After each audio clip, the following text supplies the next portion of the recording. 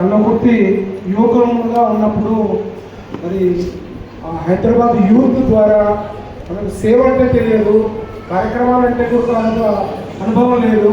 అటువంటి సందర్భంలో వీరంతా కూడా ఇచ్చేసి వాళ్ళు దాదాపుగా ఒక 30 మంది మన దగ్గరికి పంచుగూడ గ్రామానికి మొట్టమొదటిసారిగా గ్రామ సేవతో ప్రారంభం చేసుకొని దాని తర్వాత ఎన్నెన్నో సేవా కార్యక్రమాలు వారి ద్వారా వారి యొక్క టీం ద్వారా చేసుకొని స్వామివారి యొక్క అనుగ్రహానికి స్వామివారి ఇంజురీలో మాకు అవకాశం ఇచ్చినటువంటి ఈ యొక్క టీం హైదరాబాద్ యూత్ టీం ఇది అలాంటి ఇచ్చినటువంటిది మన ఆనాడు చిన్న సేవా కేంద్రం మనది. ఈ వారు ఇచ్చినటువంటి స్ఫూర్తి ప్రేరణ ద్వారానే ఇంత చక్కటి సేవా అవకాశాలు చేసుకునే భాగ్యాన్ని స్వామివారు వారి ద్వారా ఇప్పించారు.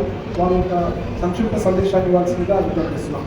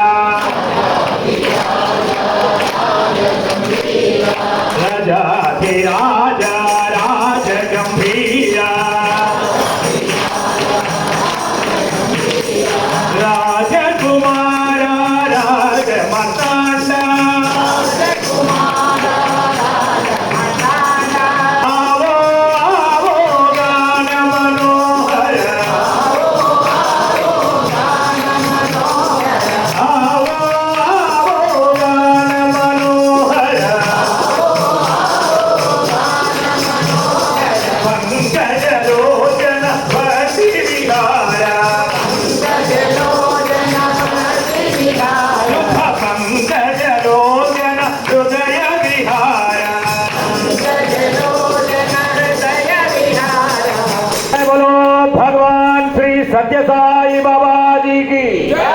కల్వకృతి అనేటువంటిది పూర్వనామము కలువకృతి అని అర్థం.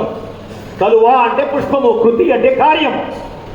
పుష్పము వంటి హృదయాన్ని భగవంతునికి అర్పించాలి అనేటువంటి ఆలోచన దృక్పథముతో మా కుటుంబం అంతా ఏరి కూరి చేర్చి తీర్చినటువంటి అద్భుతమైనటువంటి ఆకాశ హర్మ్యము కలువ పుష్పములా వికసించినటువంటి సమయము ఈ రోజు మనం అందరం చూస్తున్నాం.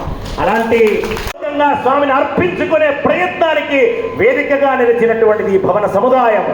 9 సేవా కేంద్రాలు ఇక్కడ ప్రారంభం చేస్తున్నాము. ఏమిటో తెలుసా? హెచ్ అంటే హెల్త్ కేర్, ఆరోగ్య సేవా కేంద్రము. ఆరోగ్యం ఇస్తే సరిపోదు, ఇక్కడికి రాని వాళ్ళు కూడా ఉంటారు. ఆ బస్ స్టాండ్లో, ఆసుపత్రిలో, ప్రభుత్వ ఆసుపత్రుల్లో ఎంతో మంది అటెండర్స్ భోజనం లేకుండా, దిక్కు మొక్కు లేకుండా ఉంటున్నారు అనే ఆలోచనతో అలాంటి వాళ్ళకు కూడా అన్నదానం చేయాలి, అన్న సేవా కార్యక్రమం చేయాలని ఆ యొక్క నిత్యాన్న సేవా కార్యక్రమాన్ని ప్రారంభించే 2వ కార్యక్రమం పెట్టారు. ఆరోగ్య సేవలకి ఈ కుటుంబం స్వామి 300 గ్రామాలకి నీళ్ళు ఇచ్చారే, మహబూబ్ నగర్ కూడా నీళ్ళు ఇచ్చారే, మనం ఈ ఊళ్ళో ఉన్న వాళ్ళకి దాహార్తి తీర్చలేమా అని సత్యసాయి సుజల స్రవంతి పథకాన్ని కేంద్రంగా, నీళ్ళు ఇచ్చే కేంద్రంగా ఇక్కడ ఏర్పాటు చేస్తున్నారు. చేపట్టిన దివ్యోద్యమంలో మేమందరము సమర్థవంతమైన పనిముట్టుగా చేయటకు అనుగ్రహించము. అందుకు తగిన శక్తి సామర్థ్యములు, ఓర్పు, నేర్పు, చిత్తశుద్ధి, ఏకాగ్రత, ఆధ్యాత్మికత, అనుభవైక జ్ఞానము మాకు ప్రసాదింపము. ఈ మా తలంపులు, వాక్కులు, క్రియలు తోటి సోదరులను ఆధ్యాత్మిక చందనాశక్తులుగా, సత్యసాయి ఉద్యమాశక్తులుగా చేయటకు మమ్మల్ని అనుగ్రహింపము. జై సాయిరామ్. దివ్యమైనటువంటి యొక్క సందేశం స్వామి మాటలుగా నిజంగా మన పూర్వంలో మనం ఏం చేసుకొని తరించామో, ఏ తపనతో చేశామో నిజంగా మళ్ళా గుర్తు చేసేటువంటి భాగ్యాన్ని స్వామివారు మనకు అందించారు. తొందరగా అనుకున్నాం, కానీ ఆయన ఒక గంట మాట్లాడినట్టు మనకు అందించడం లేదు. నిజంగా చక్కటి విషయాలు చెప్పారు. మనం అందరం కూడా స్వామి వారి ద్వారా అందించారు. ఎందుకంటే ఆయన మాటలు చేసినటువంటి మనం ఏదో ఇట్లా తీసుకొని ఇట్లా వదిలిపెడితే వ్యర్థం అవుతుంది. ఇది తీసుకొని మనం హృదయంలోకి తీసుకొని మనం భావి తరాలకి, మన పిల్లలకి అందించేటువంటి ఒక సూచన మనకు అందజేశారు.